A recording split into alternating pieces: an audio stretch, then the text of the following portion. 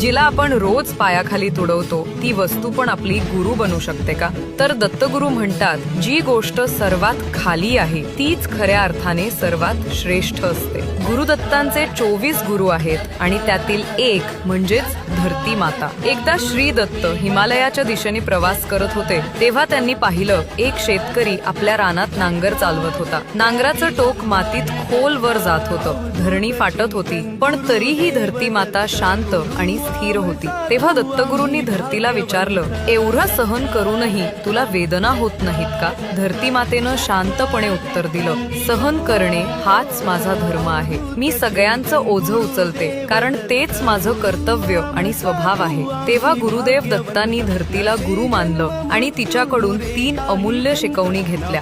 धैर्य, आयुष्यात कितीही वेदना आल्या तरी न डगमगता स्थिर राहावं. क्षमाशीलता, ज्यांनी आपल्याला दुःख दिलं त्यांनाही माफ करून पुढे जात राहावं. निस्वार्थ सेवा, कोणतीही अपेक्षा न ठेवता प्रत्येकाची मदत करत राहावं. म्हणूनच म्हणतात, धरती ही केवळ माता नाही तर श्री दत्तांची प्रथम गुरु आहे. श्री गुरुदेव दत्त.